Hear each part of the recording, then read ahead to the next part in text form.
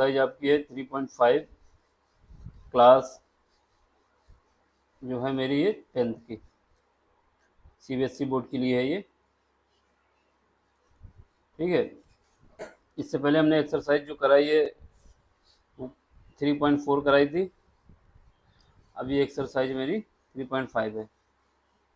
अब इसके बाद ये जो एक्सरसाइज हमको करना है, इसमें लिखा हुआ है कि आपको जो इक्वेशन है उसको क्रॉस मल्टीप्लिकेशन के थ्रू सॉल्व करना है। लेकिन इससे पहले कुछ कंडीशन दी गई है कि pair of linear equation has unique solution, no solution और इनफाइनाइट सोल्यूशन या फिर मैनी सोल्यूशन। इन केस को आपको चेक करना है, फाइंड करना है, फिर उसके बाद यूज करना है आपको क्रॉस मल्टीप्लिकेशन मेथड और एक्स वाई की वैल्यू फाइंड करना है। ठीक, तो अगर कोई इक्वेशन जो है हमारी यूनिक सोल्यूशन होता है तो उसकी कंडीशन क्या होगी, नो सोल्यूशन होता है तो उसकी क्या कंडीशन होगी, और इनफाइनाइट सोल्यूशन होता है तो उसकी क्या कंडीशन होगी। ठीक, तो हम लोग को पता है कि अगर a1 divide by a2 is equal to b1 divide by b2 is equal to c1 divide by c2, ये कंडीशन आती है तो जो इक्वेशन होते हैं उसके मैनी सोल्यूशन होते हैं या इनफाइनाइट सोल्यूशन होते हैं। ये पेन चेंज कर लें जरा, मैनी सोल्यूशन होगा या फिर इनफाइनाइट सोल्यूशन होगा। ठीक है, या तो मैनी सोल्यूशन होगा या फिर इनफाइनाइट सोल्यूशन होगा, तो या फिर इनफाइनाइट, मैनी या इनफाइनाइट सोल्यूशन, ये कंडीशन हो गई। दूसरी कंडीशन होती है कि a1 divide by a2, pen थोड़ा सही नहीं चल रहा है यहाँ पे,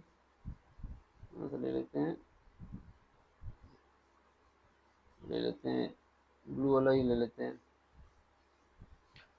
तो यहाँ से आएगा मेरा a1 divide by a2 is equal to b1 divide by b2 does not equal to c1 divide by c2। ये कंडीशन आती है तो इक्वेशन के जो सोल्यूशन होते हैं इसका कोई सोल्यूशन नहीं होता, क्योंकि ये पैरेलल लाइन की कंडीशन है। ये कंडीशन है मेरी नो सोल्यूशन की। ठीक है, अब तीसरी कंडीशन आती है,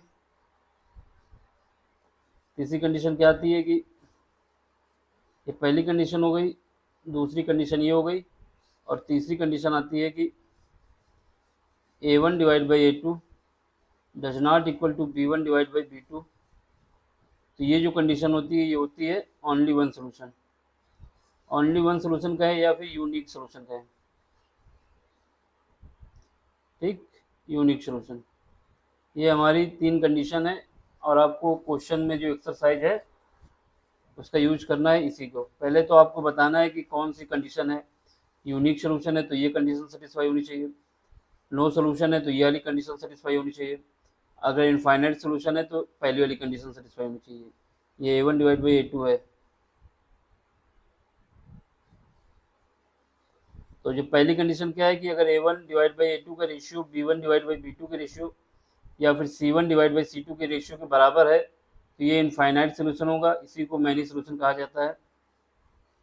दूसरी कंडीशन ये है कि अगर a1 divide by a2 equal है b1 डिवाइड बाई b2 के, लेकिन ये डज नॉट इक्वल है c1 डिवाइड बाई c2 के, तो ये कंडीशन आती है, तो इसका मतलब होता है नो सोल्यूशन। और तीसरी कंडीशन है कि a1 divide by a2 does not equal to b1 divide by b2, तो इसके लिए जो कंडीशन होती है ओनली वन सोल्यूशन या यूनिक सोल्यूशन। ठीक, ये जो तीसरी कंडीशन है इसमें जो लाइन होती है, लाइन एक दूसरे को इंटरसेक्ट करती है। इंटरसेक्ट करने का मतलब होता है कि एक लाइन ऐसे जा रही है तो दूसरी लाइन इसको ऐसे जाएगी, इस वजह से ये एक पॉइंट निकलेगा। एक यही ऐसा पॉइंट होगा जहाँ पर ये जो है लाइन इंटरसेक्ट करेगी, और कोई ऐसा पॉइंट नहीं है जहाँ पर ये इंटरसेक्ट करे। इस वजह से ये जो है मेरा यूनिक सोल्यूशन आता है, यानी ओनली वन सोल्यूशन आता है। दूसरा, ये कंडीशन, इस कंडीशन में क्या होता है, सेकंड कंडीशन में जो लाइन होती है एक दूसरे के पैरेलल होती हैं, यानी ऐसे जाएंगी या फिर ऐसे जाएंगी या फिर ऐसे जा सकती हैं, लेकिन इनके बीच की डिस्टेंस कांस्टेंट रहेगी और ये कभी किसी पॉइंट पे मिलेंगी नहीं, तो उसकी कंडीशन ये है। और जो पहली कंडीशन है कि इनफाइनाइट सोल्यूशन या माइनस सोल्यूशन, तो उसमें ये होता है कि एक लाइन जो होती है, एक लाइन ये होती है, दूसरी लाइन जो होती है इसी के ऊपर कोलैप्स करती है, यानी इंटरसेक्ट जो लाइन है वो क्या है, एक लाइन दूसरी लाइन के ऊपर है, यानी एक लाइन ये है तो दूसरी लाइन इसी के ऊपर से जाएगी, वो लाइन ये होगी।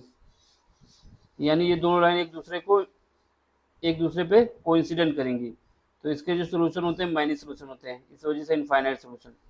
3 कंडीशन हो गई। पहली कंडीशन, अगर A1 डिवाइड बाई A2 का ratio B1 divide by B2 के रेशियो और C1 डिवाइड बाई C2 के रेशियो के बराबर आता है, तो ये कंडीशन होती है इनफाइनाइट या मैनी सोल्यूशन। इस केस में जो लाइन होती है एक दूसरे के ऊपर एक दूसरे के ऊपर कोइंसिडेंट करती है।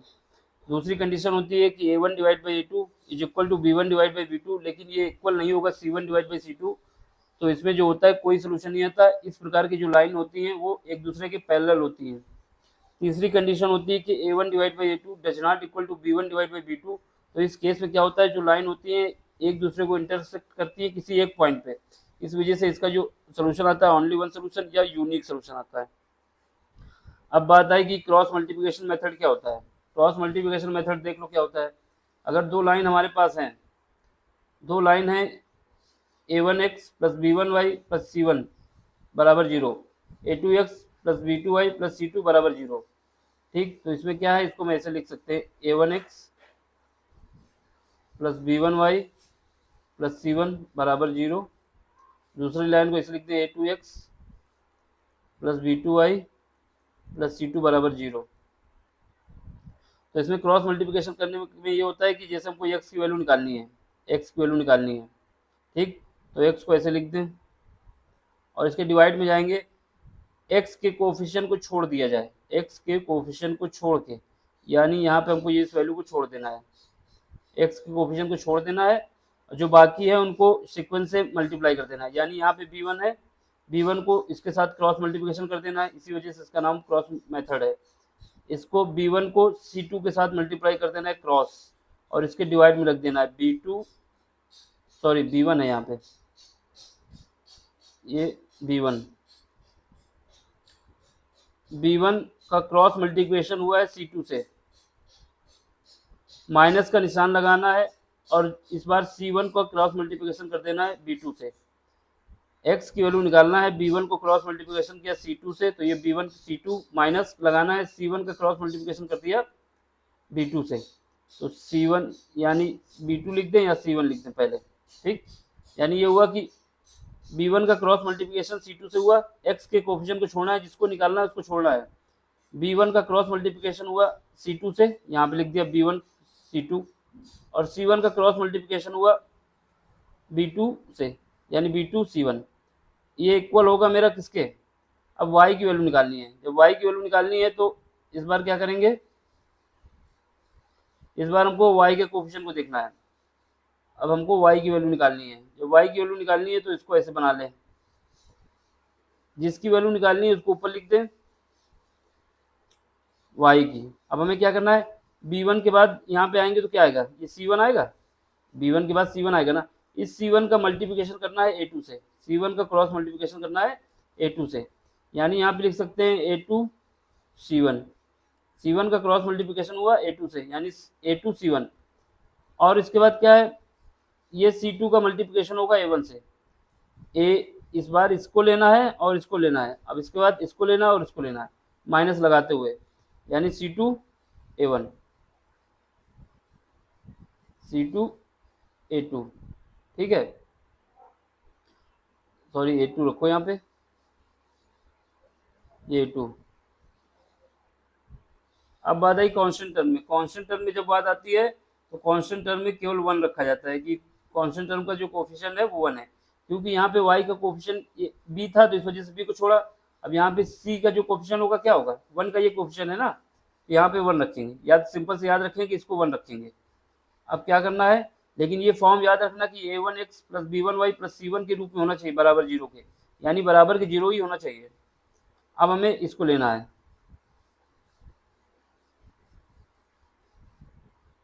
अब इस पार्ट को लेना है, इस पार्ट को लेना है तो क्या करना है, अब हमें क्या करना है, इसके बाद क्या आएगा, A1 आता है तो A1 का मल्टीप्लाई होगा B2 से, A1 का मल्टीप्लाई होगा B2 से, क्योंकि साइकिल घूमेगी तो A1 पे ही पहुंचेगी ना, A1 का मल्टीप्लाई होगा B2 से, A1 B2, और उसके बाद A2 का मल्टीप्लाई होगा B1 से माइनस के साथ, A2 का मल्टीप्लाई होगा B2 B1 से। अब हमारे पास ये मेथड, इसका ये क्रॉस मल्टीप्लिकेशन हो गया। अब पहले टर्म को ले लें और सेकेंड टर्म को ले लें, सॉरी थर्ड तीसरे टर्म को ले लें। यहाँ पे आ जाएगा x divide by b1c2 minus b2c1, और ये हो जाएगा 1 divide by a1b2 minus a2b1। अब यहाँ से x की वैल्यू निकालने, इसको यहाँ क्रॉस मल्टीप्लिकेशन कर देंगे तो यहाँ पे आ जाएगा। तो यहाँ से x की वैल्यू हमारे पास आ जाएगी b1c2 माइनस b2c1, और डिवाइड होगा a1b2 माइनस a2b1। तो यहाँ पे x की वैल्यू आ गई है, ठीक है। दूसरा y की वैल्यू निकालना है तो सेकंड टर्म को ले लें और थर्ड टर्म को ले लें। y इज इक्वल टू क्या आ जाएगा, y is equal to a2, ये a2 है, c1 माइनस a1, एक मिनट,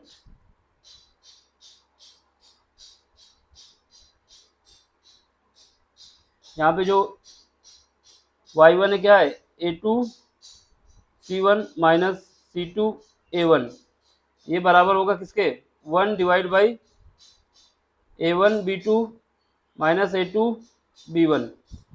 बस इससे y की वैल्यू निकाल लेंगे तो y की वैल्यू हमारे पास आ जाएगी क्रॉस मल्टीप्लिकेशन करने के बाद a2c1 minus c2a1 divide by a1b2 minus a2b1, ये हमारी वैल्यू आ गई, ठीक है। तो यही तुम्हारा क्रॉस मल्टीप्लिकेशन है। यहाँ से x y की वैल्यू निकाल लेंगे।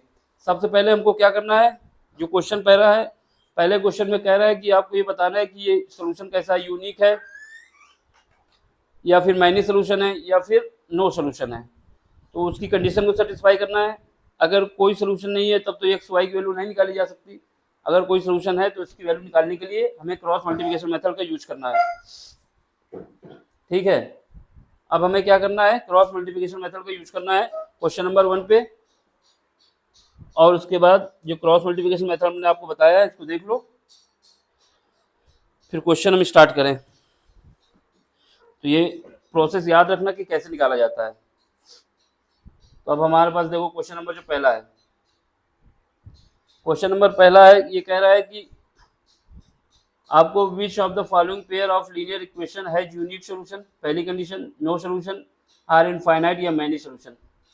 इन case of there is unique solution, अगर यूनिक सॉल्यूशन आया है, in case of there unique solution then find it cross multiplication method. तो उसको आपको फाइंड करना है, यानी अगर आपकी इक्वेशन नो सॉल्यूशन पे आती है तो क्रॉस मल्टीप्लिकेशन मेथड यूज नहीं करना। इनफाइनाइट सॉल्यूशन आता है तो भी नहीं यूज करना, लेकिन अगर यूनिक सॉल्यूशन आता है या ओनली वन सॉल्यूशन आता है तो आपको क्रॉस मल्टीप्लिकेशन मेथड से इसकी वैल्यू निकालनी है एक्स वाई की। पहला क्वेश्चन देखो, पहला क्वेश्चन दिया हुआ है x minus 3y is equal to -3 बराबर 0। दूसरा है 3x माइनस 9y माइनस 2 बराबर 0। ठीक, इसको देख लो, इसमें देखो जो पहली इक्वेशन हमको दी गई है वो ये दी गई है। यहाँ से a1 की वैल्यू क्या आ जाएगी, a1 की वैल्यू हमारे पास आ गई, पहली इक्वेशन से x का कोफिशिएंट लेना है, इसकी वैल्यू आ गई 1। b1 की वैल्यू क्या आ गई, b1 की वैल्यू हमारे पास आ गई -3, और c1 की वैल्यू क्या आ गई, पहली इक्वेशन c1 की वैल्यू आ गई -3, ये -3। a1 की वैल्यू x का कोफिशिएंट हमारे पास 1, और एक मिनट, हाँ ठीक है, देखो यहाँ पे a1 की वैल्यू आ गई 1, b1 की वैल्यू आ गई y का कोफिशिएंट यानी -3, और c1 की वैल्यू आ गई -3 कांस्टेंट टर्म। अब a2 की वैल्यू देख लो, दूसरी इक्वेशन से a2 की वैल्यू क्या है, 3 है, b2 की वैल्यू क्या है, -9 है b2 की वैल्यू, और c2 की वैल्यू है -2।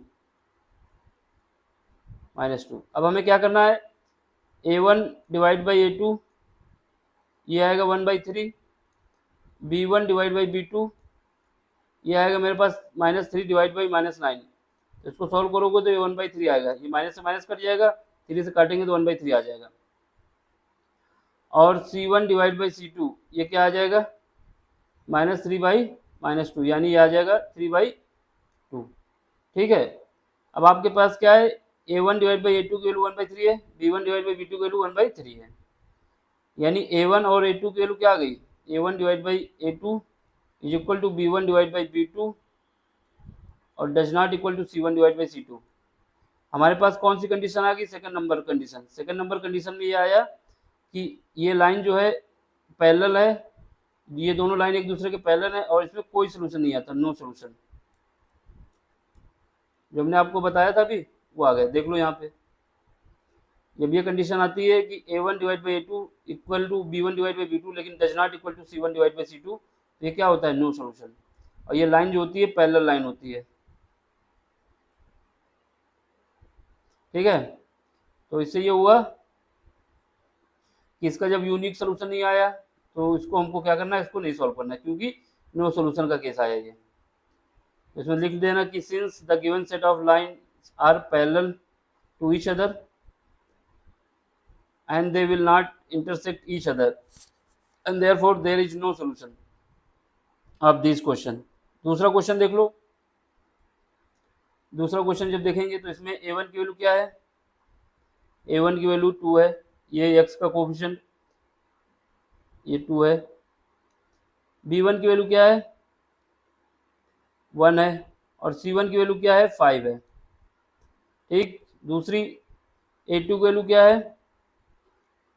a2 की वैल्यू 3 है, और b2 की वैल्यू क्या है, 2 है, और c2 देख लो यहाँ पे जो ये है 2x प्लस वाई, इसको पहले क्या करोगे, राइट साइड पे ले जाओगे तो ये क्या हो जाएगा, तभी जीरो होगा ना। हमारा जो इक्वेशन का फॉर्म होना चाहिए ऐसा होना चाहिए, ax plus by plus c होना चाहिए ना बराबर जीरो के। यहाँ पे बराबर के 5 दिया है, इसको यहाँ पे राइट साइड पे ले जाओगे, इस वजह से ये हो जाएगा निगेटिव का, आपका निगेटिव का 5।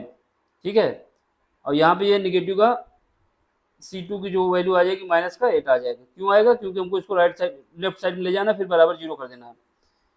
अब यहाँ से देखेंगे तो a1 डिवाइड बाई a2 निकालें, a1 डिवाइड बाई a2 कितना आएगा, 2 divide by 1, b1 divide by b2 निकाल लें, ये कितना आएगा, a1 की वैल्यू कितना था, a1 की वैल्यू 2 थी और a2 की वैल्यू कितनी 3 थी, यहाँ पे 3 आएगा, और b1 की वैल्यू कितनी 1 है, और b2 की वैल्यू कितनी है, 2 है।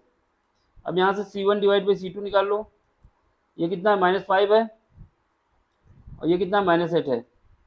यहाँ से a1 डिवाइड बाई a2 कितना है, 2/3, b1 डिवाइड बाई b2 कितना है, 1/2, c1 डिवाइड बाई c2 आया, माइनस माइनस प्लस हो जाएगा 5/8। तो हमको यहाँ से ये पता चला कि a1 divide by a2 does not equal to b1 divide by b2 does not equal to c1 divide by c2।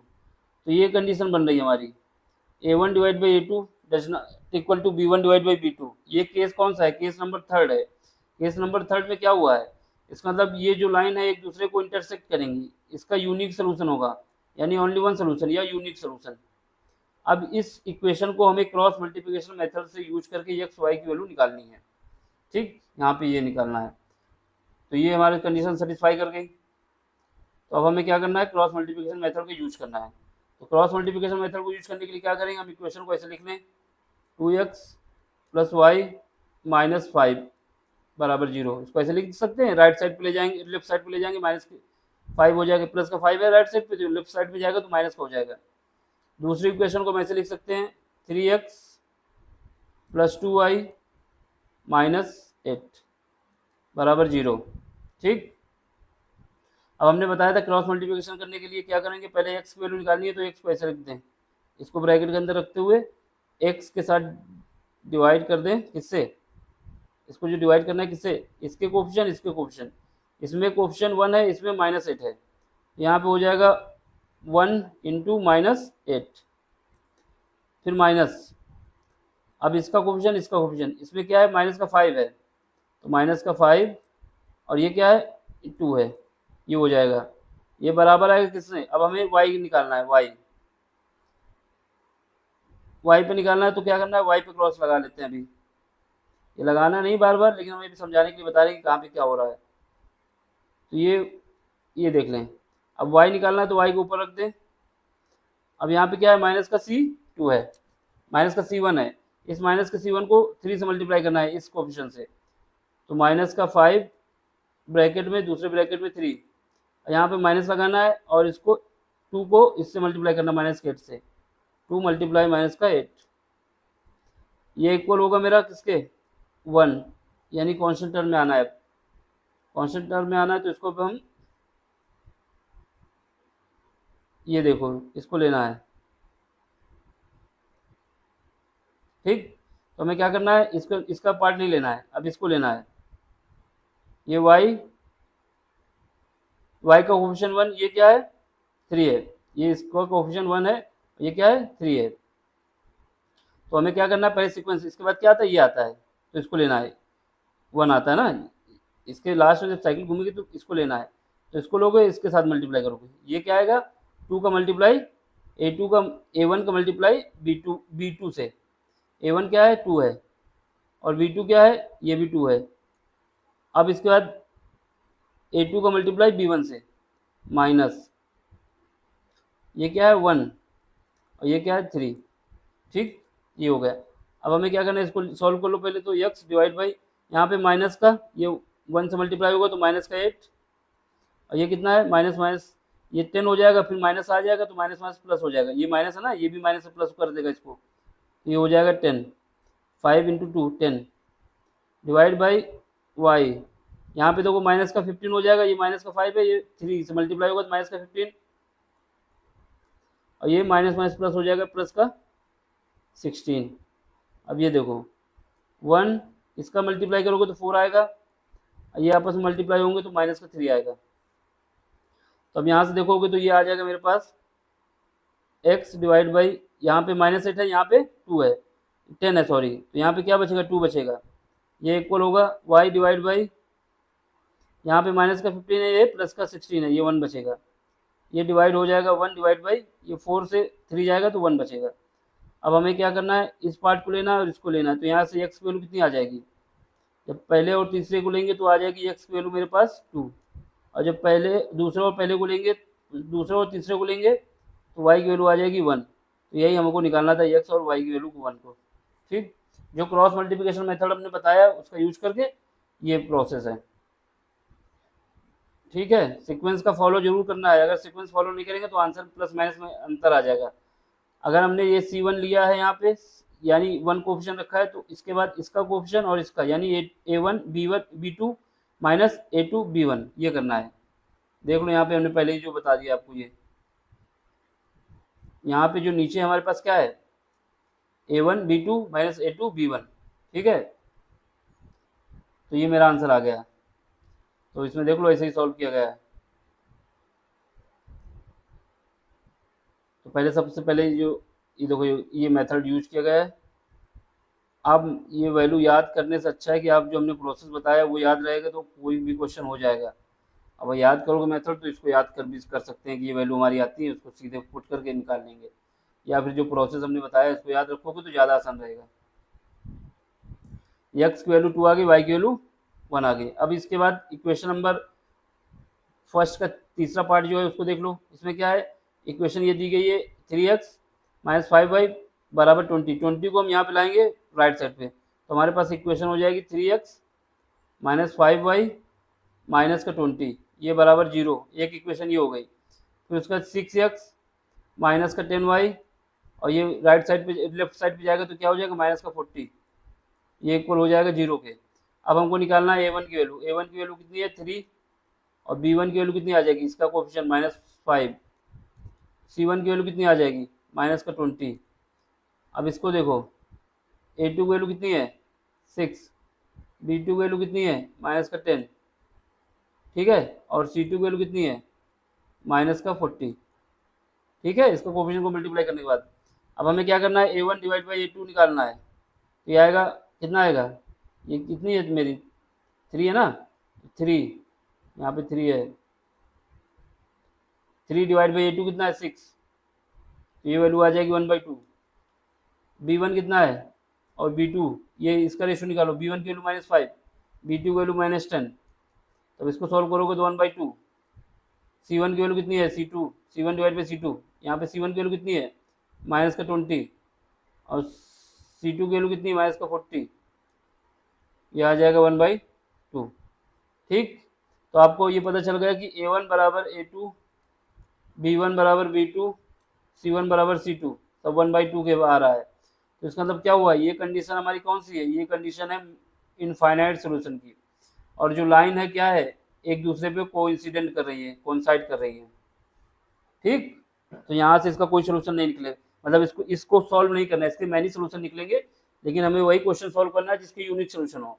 तो since the given set of lines are overlapping, overlapping का मतलब हुआ कि एक दूसरे के ऊपर है, coincident each other, will be infinite number of solution for this pair। मतलब इस इक्वेशन के जो है मैनी सोल्यूशन है, यानी इनफाइनाइट सोल्यूशन है, और ये लाइन एक दूसरे पे ओवरलैपिंग कर रही है। ओवरलैपिंग का तो वो एक ये लाइन है, तो इसी के ऊपर से एक दूसरी लाइन जा रही है, जस्ट ऊपर से, राइट या लेफ्ट राइट नहीं होगी, इसकी ऊपर से जाएगी, सेम सेम। ठीक, ये हो गया मेरा। अब क्वेश्चन नंबर ये देख लो, क्वेश्चन नंबर कौन सा है, फोर्थ। क्वेश्चन नंबर फोर्थ में क्या है, क्वेश्चन नंबर फोर्थ जो है, ये पहले का जो फोर्थ है उसको देख लो।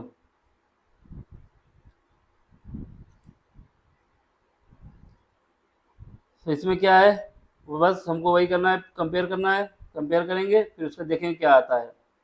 तो जो पहली इक्वेशन है, दी गई इक्वेशन क्या है, गिवन इक्वेशन x कैसे, x माइनस 3y माइनस 7 बराबर 0, 3x माइनस 3y माइनस 5 बराबर 0। यहाँ से a1 की वैल्यू कितनी आ जाएगी, a1 की वैल्यू मेरे पास आ जाएगी 1, b1 की वैल्यू कितनी आ जाएगी, b1 की वैल्यू आ जाएगी -3, c1 की वैल्यू कितनी आ जाएगी -7, a2 की वैल्यू कितनी आ जाएगी, a2 की वैल्यू आ जाएगी 3, b2 की वैल्यू कितनी आ जाएगी -3, और c2 की वैल्यू कितनी आ जाएगी -15। कहाँ से निकाला गया a1, इसका कोफिशिएंट, b1 किसका है, इसका कोफिशिएंट है, c1 किसका है, इसका है, a2 कितना किसका है, इसका है, और b2 किसका है, इसका है, c2 किसका है, इसका कोफिशिएंट। ठीक है, जो जनरल फॉर्म हमारे पास इक्वेशन होती है उसी से कंपेयर करके अब हमें क्या करना है, इसका रेशियो निकालना है। तो a1 डिवाइड बाई a2, ये क्या आएगा 1/3, b1 डिवाइड बाई b2, ये आएगा -3/3, माइनस का 3 इसमें भी है, तो ये हो जाएगा 1/1 रेशियो आया। c1 डिवाइड बाई c2, इसको निकालोगे तो क्या आएगा, -7 -15, ये कट जाएगा, तो ये आएगा 7/15। यहाँ पे आई condition a1 divide by a2 does not equal to c1 divide by b1 divide by b2 does not equal to c1 divide by c2। ठीक है, तो यहाँ पे हमारे पास ये कंडीशन हो गई क्या, कौन सी, यूनिक सोल्यूशन की, और एक ये लाइन जो है एक दूसरे को इंटरसेक्ट करेंगी। अब हमारे पास इस इक्वेशन में क्रॉस मल्टीप्लिकेशन मेथड का यूज करना है और आंसर निकाल लेना है। तो इसको जब सॉल्व करोगे तो हमारे पास जो वैल्यू आ जाएगी, x की वैल्यू 4 आएगी और y की वैल्यू 1 आएगी। इसको सॉल्व कर लेना, या फिर एक क्वेश्चन और सॉल्व करा देते हैं। जो हमारे पास इक्वेशन दी गई उनको लिखो। इक्वेशन क्या है, पहली इक्वेशन जो दी गई है x माइनस 3y माइनस 7 बराबर 0।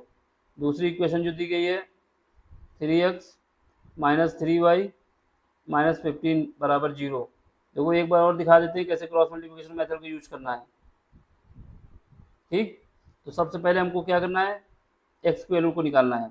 जब x की वैल्यू को निकालना है तो हमें क्या करना है, ये वाला पार्ट कवर करना है, इस पार्ट को कवर करके x रख देना है। इसके नीचे क्या करेंगे, जो रिमेनिंग बचे उनके कोफिशिएंट्स आपस में मल्टीप्लाई करना है। यानी ये -3x, y का कोफिशिएंट क्या है, ये b1 है ना, b, तो ये -3 और इससे मल्टीप्लाई हो जाएगा c2 से, तो -3 का मल्टीप्लाई होगा -15 से, ये हो जाएगा कितना, -3, दूसरे ब्रैकेट में माइनस का 15। ठीक, ये माइनस होगा किसके साथ, इसके साथ, यानी इसका मल्टीप्लाई कर दो c1 का b2 से, यहाँ पे -3 है, ये -3 और ये फिर -7। ठीक, ये हो गया एक पार्ट। दूसरा y का जब पहुँचे y के पास, तो y में आएंगे तो क्या करेंगे, इस बार हमको y को कवर करना है। y को कवर करोगे तो कैसे करोगे, y को ऐसे बंद कर लो, ये बंद करके दिखाना नहीं है, बताने के लिए आपको बता रहे हैं। इस माइनस इसका साथ जो बचा यहाँ पे, ये बंद करने के बाद जो रिमेनिंग बचता है उनका क्रॉस मल्टीप्लिकेशन कर दिया जाता है। -7 का 3 के साथ मल्टीप्लाई, -7 ब्रैकेट में 3, और इसके बाद इसका कोफिशिएंट, इसका कोफिशिएंट, यानी 1 का माइनस लगाएंगे यहाँ पे, 1 मल्टीप्लाई बाई माइनस का 15। ठीक है, अब इसके बाद क्या है, कांस्टेंट टर्म, कांस्टेंट टर्म में आओ, ये 1 रख दो यहाँ पे। अब यहाँ पे क्या करोगे, इसको हटाओ, यहाँ पे इस पे लगाओ,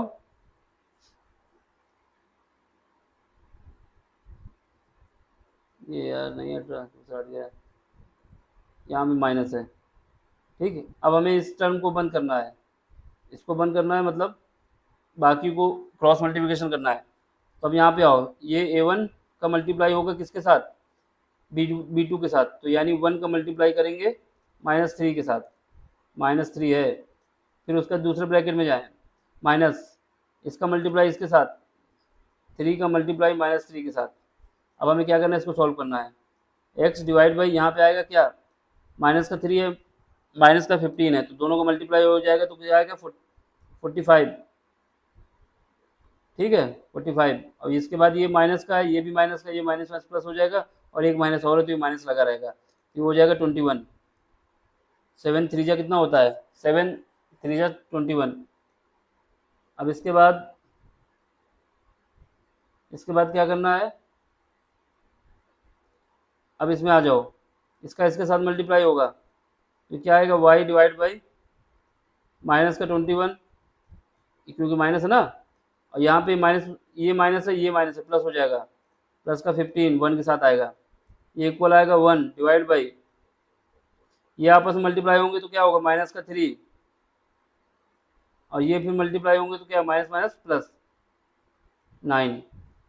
तो हमारे पास क्या आएगा, इसको जब घटाएंगे तो क्या आएगा, x डिवाइड बाई, यहाँ पे बचेगा कितना 24, और यहाँ पे क्या, y डिवाइड बाई, यहाँ पे बचेगा माइनस का 6, और इसके बाद यहाँ पे क्या बचेगा, 1/6।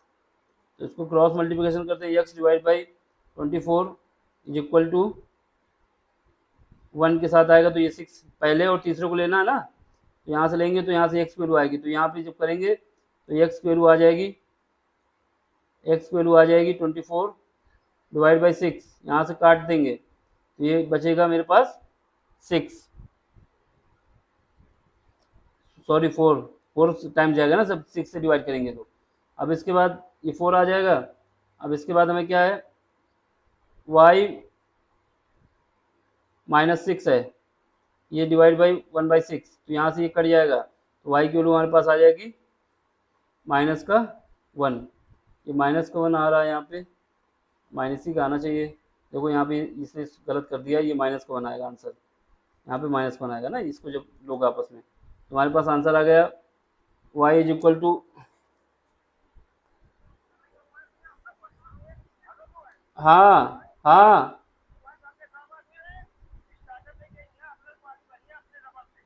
हाँ